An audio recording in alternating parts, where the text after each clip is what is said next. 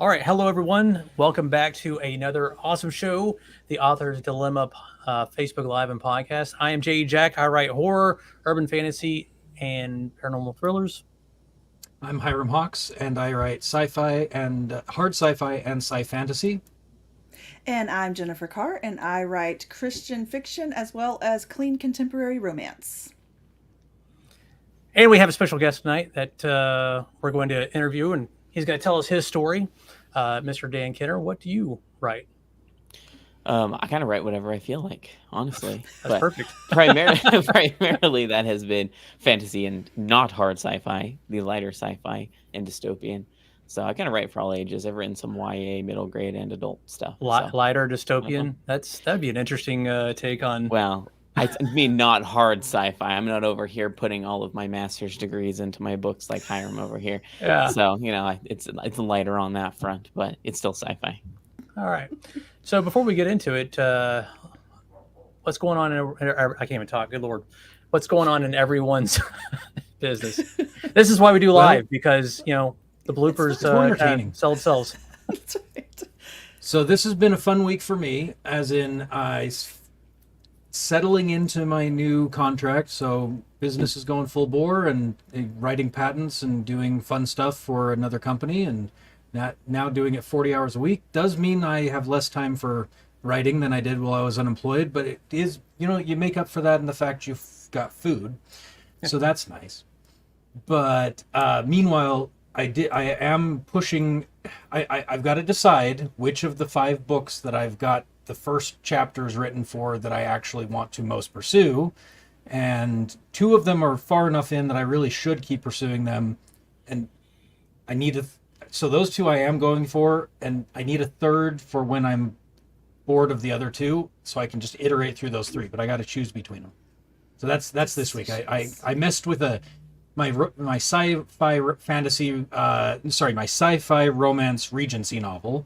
So that's which I wrote the whole thing a year ago, and now I'm like, I finally figured out what I did wrong, and I can do it right. Nice. And Jen?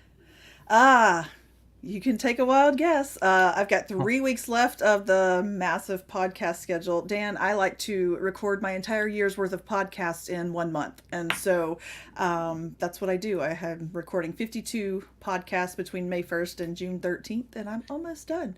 It's kind of like tax season, except it's podcast season. It's amazing. For CPAs. That's right. It's amazing in the end when I don't have to record them anymore, but I hate myself for the entire month that I'm doing it. That being said, I also am about to do a Kickstarter for my audiobooks, turning my books into audiobooks. And that's pretty good. Excited about that. Yeah, I'd be interested on the other side of it. I think we'd all be interested in hearing how you accomplish that and how that goes. Yeah, I can't wait either. That'll be great. Yeah, let's roll the dice on that. Yeah. All right. So in my world, I'm still working on the audio. I've got the audio files back from the narrator. And since it's been a couple years since I wrote that particular story, it's so weird to go back and listen to something you wrote. And I forgot some stuff. And I'm like, oh, wow. Oh, that's really good. Or, oh, gosh, that's horrible. What am I doing here? And what's funny is that book has been out, and I don't know how many times, and everybody goes through it, but I don't know how many times it's been edited. But when you have an audio file and you're listening to someone else read it while you're reading it to make sure there's, continuity, you will find all the typos. Oh, yeah. And then you're like, I can't believe that's been out forever and no one's ever told me. Yeah. And it's also weird. Like, I'm doing the same thing. I totally forgot. Yeah, I'm reviewing my audiobook. Got it back from the reader 2 weeks ago, and I'm finally getting to it. And my wife is saying stuff like, that's not how you do the Spanish accent. That sounds wrong. I'm like, well, that's okay, because my Spanish accent's terrible anyway, and so we should probably let the guy that's the professional have his way. And then my editor, my wife, is working still on the one that my urban fantasy, so that should be hopefully done the next month or 2. So things are good. Yay! Yeah. Do you have an idea of when you're going to release that one? I have no idea. It's done when it's done.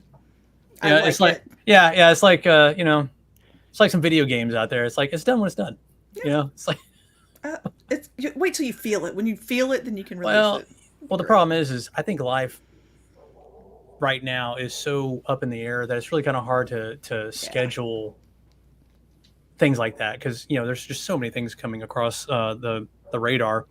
So I should probably that's something that I do need to work on. I do need to, it is a business and you do need to treat it as such. So that's something that I definitely need to work on. So yes, thank you for bringing that up, Jen. Thank you. I'm here for your accountability purposes. I'm here for you, man. Yeah. I thought we talked about this. We're here to torment him. Yeah. Now this isn't just a podcast here. This is an accountability and keep each other torture.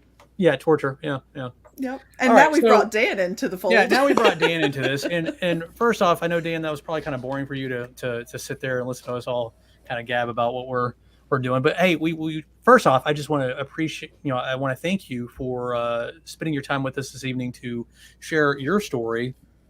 But since Hyrum knows you better than I do, Hyrum, why don't you take over and introduce our guest this evening? Well, Dan is like he said, he does a bit of everything in the fantasy and lighter sci-fi. You call it lighter. I would not call it lighter. It's just not rigorous and sometimes boring, like mine. So I find it interesting to put base 12 into a book. You're not doing that, so that's the difference. The one place that Dan is most accomplished in my mind is that he has written for multiple age groups, which I don't know how to do. I've yet to write a book that isn't essentially an adult book. So that's really impressive. Dan is also he's one of those people that has got tech skills, and he also runs a farm. He lives on a farm and raises his herd of children. So he's soon to have the same number of children as me. Woohoo! You gotta have 7 kids is a great number. So I like it's one. very. Like barely. I like 1. I also liked 2 and 3 and 6 and 7. You also don't get a choice anymore, so no. I'm just kidding. I love having the kids. We're having a blast. Yeah, my wife is pregnant with number 7 right now. So wow, congratulations! That's awesome. So when you talk about fantasy, I'm sorry, I don't mean to interrupt. No, go ahead. Okay, yeah. So sometimes there's delays. So anyway, talking about fantasy, what do you consider light compared to other fantasy books? Like, what does that mean to you? So, I mean, when I say light, so the light was generally in reference to the sci-fi piece of it, because he mentioned hard sci-fi. Oh, so okay. I see. I've kind of written everything, in terms of high and low fantasy. I've also written, you could call it low sci-fi because it's written for a middle grade audience, right? So I actually co-authored a trilogy. It's a sci-fi trilogy for middle grade, so ages 8 to 14. And it was a blast. I've never written for that age before, and it was just so much fun to both experimental co-author as well as write for that age group. And yeah, obviously no one you can't should call put that hard light. sci-fi in that. What you guys wrote was not light fare. Yes, it wasn't No. like rigorous science fiction, but it was not a light subject for children. No, that's one thing that I'd love to hear about. And considering that the children have implants in their ears from childhood, they have no choice about, and they can't remove them. It's some serious dystopian middle grade. Yeah, it's pretty serious, and that's the one thing that's I have to be reined in. Okay, so here's just a little bit of a tidbit about me. I am like the farthest pantser you can imagine in terms of how I write. Like most of the people I talk to are like, I do not conceive how you possibly get these books out. If, by the way, you and I sound like very similar people, Josh, I'm going to go ahead and say that. I'm also a gamer, love games. That's why I stay up too late. Yes, I'm a functioning gameaholic, honestly. It's, I am as well, so go ahead and throw that out there. But I also very heavy discovery writer. Most of the books I don't even know how they're going to end until I'm like 2 chapters away, and then I have to step back and be like, my brain just exploded on how this book is ending. But with that series, my co-author had to be like, chill for just a second, because I kept trying to throw these really deep concepts, conspiracies, and she's like, we're writing this for like a middle grade audience, you need to chill. It's like, all right, fine, I'll rein it in. But it's a very heavy topic. It's almost like a proverbial what would happen if technology became the ruling factor in society. So it's in terms of mentality and mental health and everything. So and which book was that one? This was the trilogy, the middle grade trilogy. Okay, I'm sorry. Yeah. So writing for the different age groups, what do you find, like, what makes middle grade different? So it's a number of things, right? Not only the language of how you write it, the words you use, but a lot of Mhm. it is around the focus that you put into the story itself. So a lot of young adult books is a lot about self-discovery. A lot of it is about conflict within oneself, emotional conflict, interacting with the world. A lot of adult fantasy I found is a lot of interactions between characters, larger, Hmm. complex ideas around government, society, religion, whatever these things. They're just bigger. The plots are bigger. A lot of YA is about saving the world. I don't know if you realize that, or saving society or whatever. And Hmm. the middle grade is a lot about family, just like friends, connection. And there's not a lot of self discovery because it's mainly that kid interacting with however complex of a plot.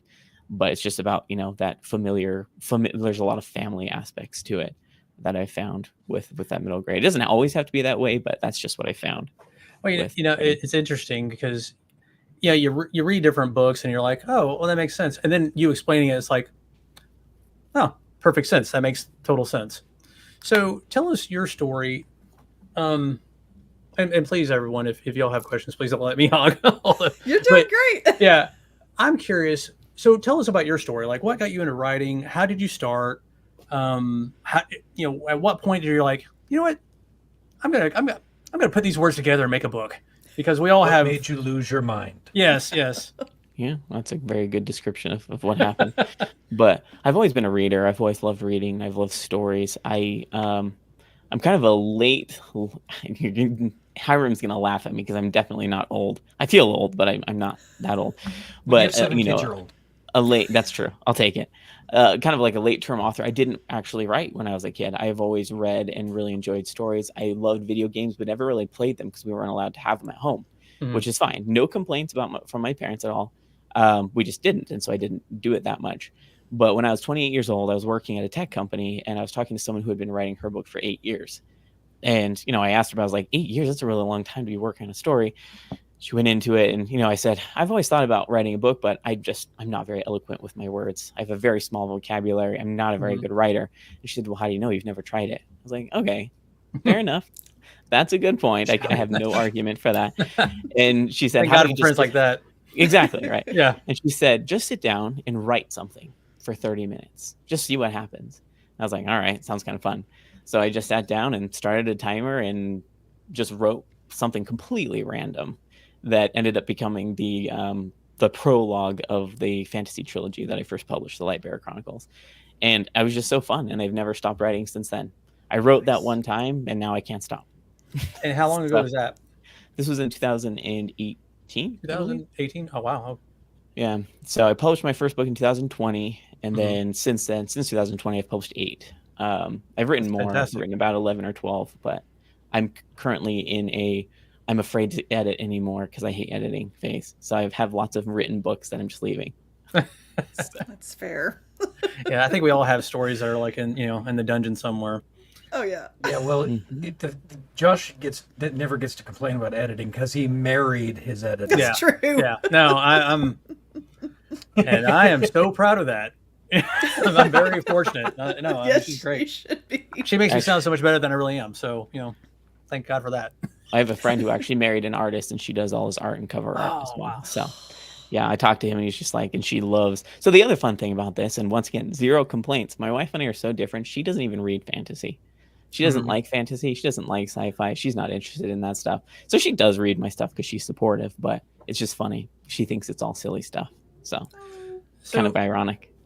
so tell us about your process. Like, I mean, you've been very prolific, and you pants, which I'll be honest, sometimes, like the way I do it when I'm in a project is I write only 500 words a day, roughly somewhere around there, and because it's manageable, it's biteable, but if you're writing a long book, sometimes you forget things, or and that's where the editing comes in, obviously. But it seems, in one hand, fantasy seems kind of, some of those topics that you write or subjects you write about, it seems like it's really intricate. How do you keep it all together? So I'm asking a bunch of different questions here. So what's your process first off? I think people aren't gonna like this.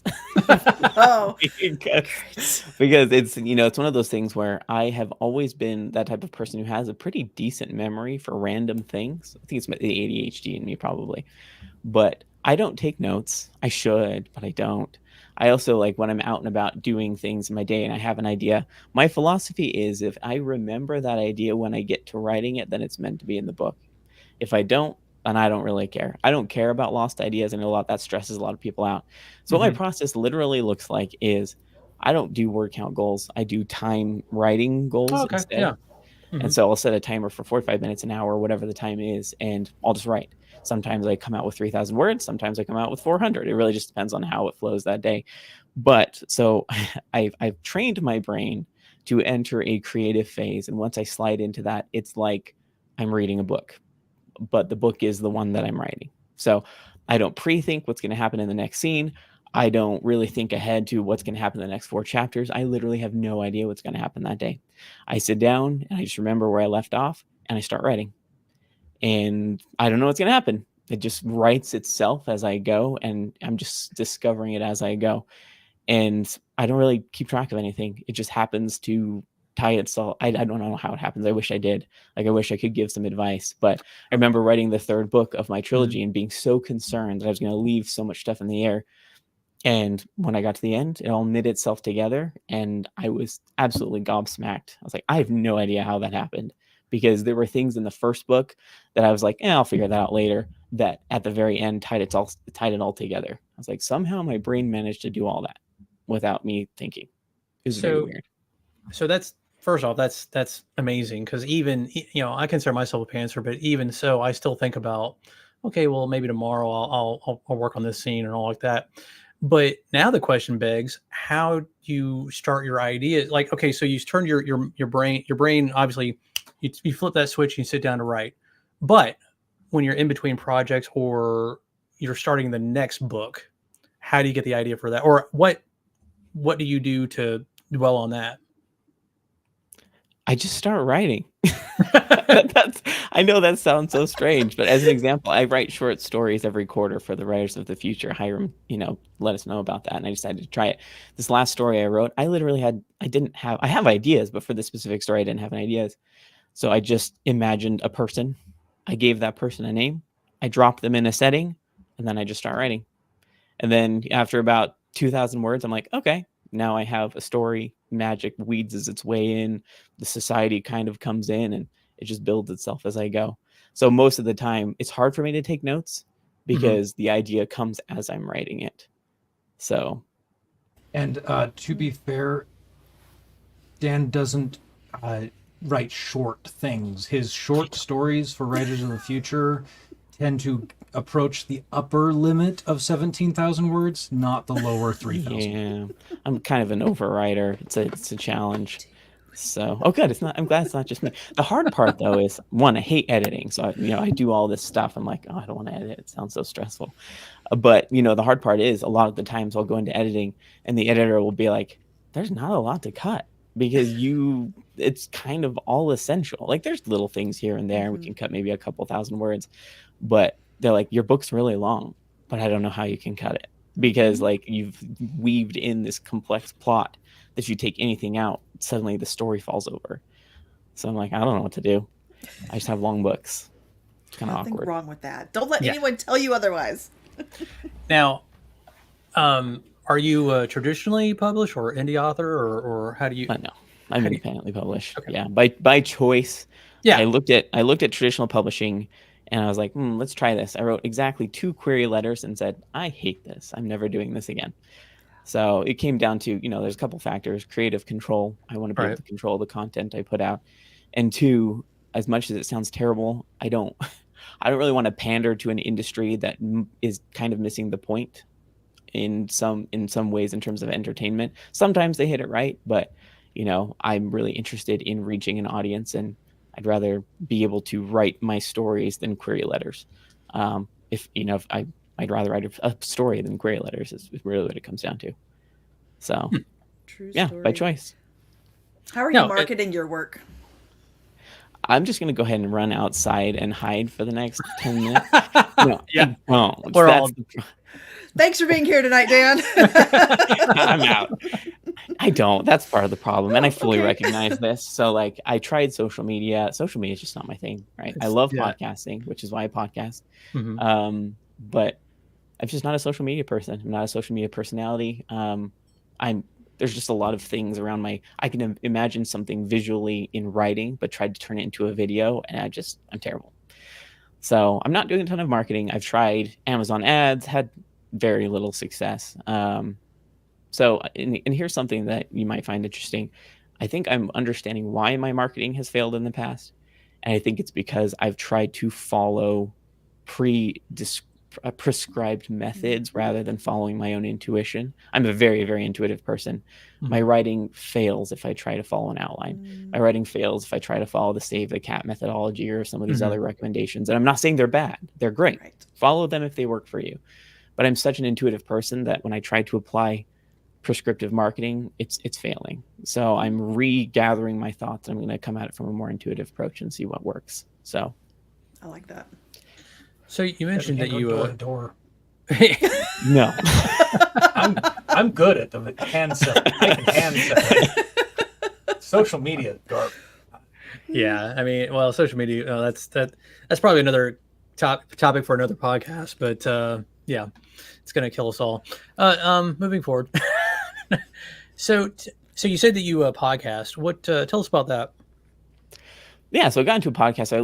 I used to just listen to the The Creative Pen by Joanna Penn. Yes, very good podcast I love. I still listen to it. I listen to a bunch of others as well. But, I was recognizing about 2 years ago how few connections I had with people in the industry. I had social media connections, but those aren't always the most meaningful. No offense. Right. Some people do it well. I just don't do social media well.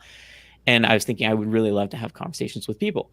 And so I was like, let's just try it, right? I just asked someone if they'd be willing to jump on an interview, and I just intuitive. I wing it every time, and it's fun. I was like, this is really fun. It's great to connect with people, and I just kept going. So it's been about 2 years now that I've been running the podcast, and I'm just having a blast with it. And what's the name of that one? It's called The Casual Author. So the point of it is a lot of people in our place have to approach authoring from a casual perspective by nature of life, right? Yeah. I have nearly 7 kids. We have goats, chickens. We just bought a cow yesterday. And our lives are constantly busy. I'm very religious and involved with the church. I have a full-time job. I'm a gamer, so I'm very busy. And at the end of the day, I love authoring. I'm not going to give it up. But a lot of people look at that and say, my life is getting in the way of my authoring, and that's frustrating. And I look at it from the perspective of, I'm approaching this casually, happily, because everything in my life works together in kind of like a chaotic circle, and I don't feel like anything is detracting from anything else because it's just the beauty of life. So that's The Casual Author, hoping to help people find peace and hope in the fact that they have to be somewhat of a casual author at first while life is busy. So yeah, that's why it's called that. Well, that's inspirational, man. That's that's fantastic. I'm gonna have to check that out. Well, I just published episode 120 yesterday, so Nice. Well, we're 100 behind you. This is our episode 20, Woo-hoo. and which, by the way, those of you that are watching, if you want to say hello or tell us where you're watching from, be sure to pop in the comments. And if you're listening to this on your favorite podcast platform, please say hello, send us a question or critiques or whatever. We'd be more than happy to answer either. All right. I was gonna say I'm actually really impressed with you, Jen. You mentioned that you pre-record a lot of your podcast episodes in such a short period of time. I run my life like I run my authoring business by the seat of my pants. So I don't pre-record a lot of my episodes. Sometimes I'm like, I better record one for next week. So yeah, it's just how I run. No, like I have full-on schedule set up before I even record the first. Like, it is all in place. You cannot add to it or take away from it. If you don't show up, we are not rescheduling. Like, I am a Nazi when it comes to my podcast scheduling. Me and her stalker both think that her use of spreadsheets is quite noble. That is the only time I will use. I hate spreadsheets. That is the only time I will use. Her stalker is her husband. Yes. I was about to ask. Yes. Yes. Sorry. I have a lot of questions about this right now. He joins us every week. He's actually Yeah. watching right now. Yeah. He's 50% of our audience. Our live audience. Yes, no. I love podcasting for the same reason. I love the connections. I am not a people person. Like, I'm not. I don't go out of my way to make friends and connections out in the real world. I love the writing community. I love the creative community that I've built through the podcast. And so I'm the same way. I think that's where I met those two goobers up there, is that, you know, they were guests on my podcast, and it's like we couldn't get enough of each other. And so now we're friends. It's weird how life works. That's actually how I met Hyrum as well. So Yes, we were all on stumbling through TikTok, and I've since, well, you know, it's funny. Let's talk about social media. oh boy. You know, no, well, it's just one of those things where, you know, it seems like a necessary evil. Although, like, my personal page, obviously, I like keeping in touch with friends, family, you know, friends. But when it comes to the authoring page, or even newsletters or things of that nature, just kind of keeping in touch. And it's not that I don't want to keep in touch with my readers. I love my readers, and some of them are fantastic, but it's just that one extra brick that you carry that I have trouble with. I don't know if anybody else does. I love social media, and I hate social media because I get sucked into it. That's why I hate it. But I love it because that is where a lot of my connections start. I also hired a virtual assistant to deal with some of my social media stuff, so I don't as much anymore. So I focus on like TikTok and newsletter and that kind of thing, while she's doing all of the other posts, and I'm getting credit for it. I love it. So you know that Mark Zuckerberg doesn't let he tells people that he loves not to use Facebook. Because drug dealers don't use their own product. Oh yeah, and that's sure. the problem. No, that's so true. that's how I see social media, is like, okay, so we're supposed to use the drug to convince other people to buy our books, but not use the drug ourselves, or else we won't have time to make the posts to get people to buy our books. Hey! You got any more of that Facebook over there? Yeah. That's what it feels like. Yes. No. I do love it, but it is a pain. Yeah. I think the biggest thing is, Well, I've never been happier. Dan, what were you saying? and there's definitely people who have personalities that align very well with social media. So when I say I dislike social media, there's a lot of things I dislike about it. Primarily, I struggle to make connections on social media, and I think primarily that, and if anybody's listening, I mean no offense, but a lot of social media comes off as inauthentic. Oh yeah. Oh, yeah. And whereas I prefer authentic conversations, which is why the podcast is not a challenge for me. I love making connections with people when they can be real, and when it's not for a show and if for something specific. And we used to go in and try to keep up on comments until my cat video got 12 million views, and suddenly there were thousands and thousands of comments. I was like, this is not for me, right? This is just not meaningful connection for me. So I kind of stepped away from it because it's just not authentic enough for me. But That's fair. No, yeah. I mean, everybody. I find that most people on social. Well, obviously, we're all looking for attention, right? I mean, attention for our that's books, fine. and that's why we're there. But yeah, I think it's a slippery slope where people put their best face forward, and that's the problem, because I'm not there for that. Like you, like, I value real conversation. I value thoughts, ideas, conversations, and on that, it's just very. Wait, it's funny. I'm like that until someone texts me, and then I'm like, "What do you want?" yeah, that's true. You can love me, but not like that. You're a Yeah. Here, let me hold you at arm's length. I don't want you. Yes. No, that's so true. I think if you go into understanding that social media is for entertainment purposes only, like there should be an asterisk on there, and you go into it knowing that not only are you providing entertainment, but you're receiving entertainment, even if you're trying to sell something. And it's a tool, right? It's not supposed to be your main form of contact. I think that social media has ruined human connection just like that. So yeah. And once again, I do want to clarify, when I say inauthentic, there are plenty of authentic people on social media. Comments are authentic, and I do feel that from some of them are just like, I'm just trying to get attention. I get that.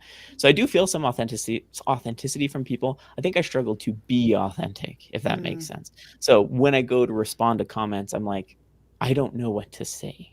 And so for me, it's easier to not respond. And then, these people have gone out of their way to try to be authentic and comment on your videos feel a little bit slighted because I'm not responding. I'm like, I can't respond because I can't be authentic. And so it just doesn't jive. There's a huge part Thank of you for your social comment. media that Moving on. that is a problem. Right. People think they are owed a response, and that's I yeah. forget the name of the phenomenon. I'm not the psychologist in the group, but it's a new phenomenon. People really do think that they are owed some kind of response on social media, that they're owed part of the life because we're sharing this aspect of our life. I've told myself, the only reason I'm able to watch anything that I do, like I record a TikTok video, used to, I haven't done it in so long, and then I post it and I have to hear myself like 40 times. I've dissociated. I honestly think I've dissociated in my head. That's not me. That's that Hyrum guy. That's not me. I mean, that is my pen name, so it's kind of me, but it's not. And so I can hear it over and over again. I don't even think that sounds like me anymore. It's not like that weird, like, oh, that's not my voice. No, I know whose voice that is. That's Hyrum. He's not real on social media. And so I think I struggle with being inauthentic too, because I am me. My books are me, but my social media presence is not me. I think Right. I struggle with being too authentic at times and having to rein myself back because we all have thoughts, and we don't want to piss off half our audience. So we don't.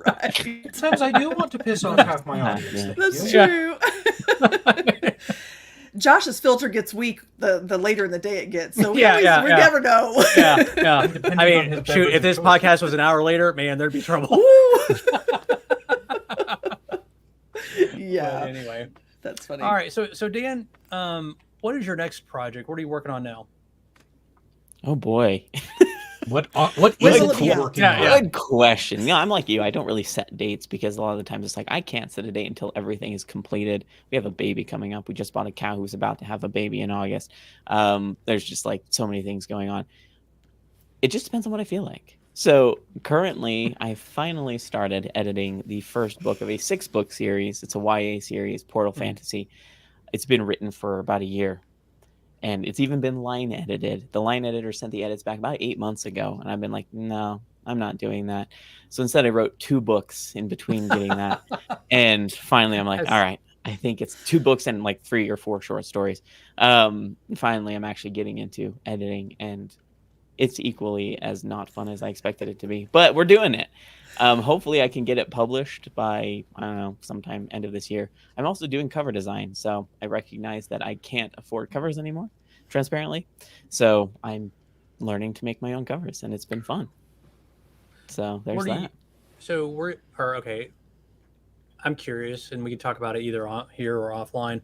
How are you learning to do that? Because I too would like to learn this magical thing called book cover editing. Yeah. You realize how many goats he has? Yeah. That's how, sacrifice. Souls come up. That's a good point. We do lots of creepy things over here. No, it's no goat sacrificing. A lot of it's just really trial and error. So stock photos. I don't do I can't draw the art, but stock photos work. And I'm colorblind too, so add that as an extra challenge. Fun. So And I have teased him with that. It's fun. Oh, it's all the time. It's just part of life. So I'm used to being teased. But it really is just about creating a cover and looking at it and showing it to someone and being like, what does this look like? And people are like, that looks terrible, or it looks better. No, let's, add these elements and just playing around. I've made tons of versions of the covers and just realize, yeah, this looks okay. And the one thing that's nice about maybe not hitting the mark perfectly is if it doesn't work, I can just change it. Yeah, that's true. So, I'll publish it with the cover and see how it works for 3 to 4 months. And if it doesn't work, then that's fine. I'll change it again. Yep. So it's nice to be able to learn that. I just recently went through recovering my books. I have 4 out right now, and it cost a pretty penny. And then after I got them, I'm realizing that they may not be the correct for the genre that I'm looking for. It's not correct, and I'm like, well, lessons learned. But we learn and move on, and then we get better as we go. Price of tuition. Yes, that's true. That's true.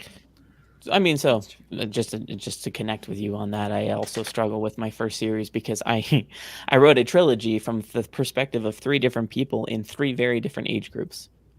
Wow. So, there's a teenager perspective, a mid-20s perspective, and an early 30s perspective, and they're very different. And so a lot of people read my book be like, "That was very heavy YA," and others will be like, "That was very heavy adult." And so I don't really know how to market it because they're very different ages, having very different experiences throughout this trilogy.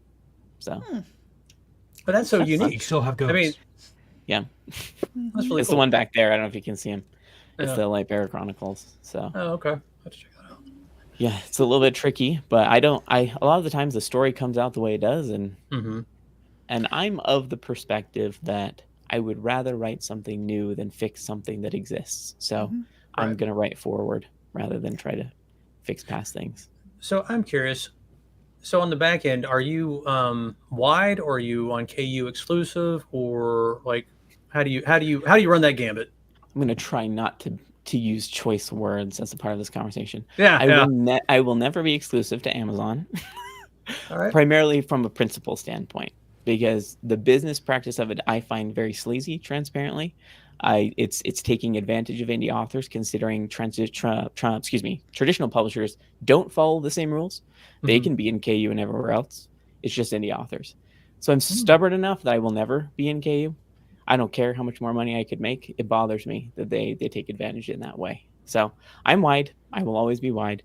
And even when I get to the audio versions of my book, I won't be ACS exclusive because I get that Amazon can do that because they can do whatever they want. They're kind of the big player, Right. but it's a principle thing for me. I just don't want to do that. No, that's fantastic. That's fair. Huh. Absolutely. All right. Man. Well, we are past the 30. We try to shoot for 30 minutes, but usually 9 times out of 10 we go over, and because we have such a good time here. Yeah, I get that. Is there anything else that you'd like? I mean, first off, does anybody else have any questions or anything that they would like to? I Okay. think you did All a right. great job. So, Dan, is there anything that you would like to get out before we call No, it? I mean, no, if you want to join the chaos of my life and my family, you can just go to dankenner.com. Everything's centralized there. My podcast is also there, or thecasualauthor.com. I've got a YouTube channel. I've got social media. I'm kind of all over the place. So pretty much if you just search Dan Kenner SEO, I've got that locked down. So nobody else really pops up with Dan Kenner, which is good. All right. That's really Just Google lucky. me. So, any words of wisdom or hope that you can give to the other authors? Oh, goodness. I don't know.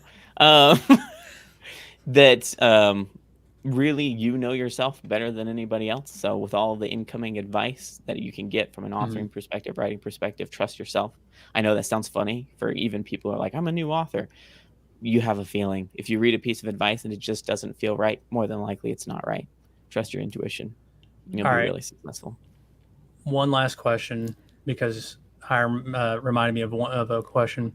If you were to start over, what would you do different? Nothing. All right. Perfect. Actually, I know that's weird, but nothing, because really it's the learning process is how I got where I am today. And without learning those things, I think, okay, maybe there is one thing. I was going to say get on social media a little bit early. I published my first book, then got on social media. But at the same time, I'm not doing social media right now. So probably wouldn't all have right. changed that. That's fair. I just right, the well- only thing I do differently is be rich. Yeah. Well, Oh, was that Yeah. an option? Yeah. yes. Yes. All right. Well, everyone, thank you for your time this evening. If you're watching this live, thank you for spending it here with us. And if you're listening to us on the road or wherever you are, again, I appreciate your time. Dan, thank you so much for spending your evening with us. And yeah, so Thank next. you. This has been great. Perfect. All right, everyone, take care. God bless. We'll see you next time. Bye.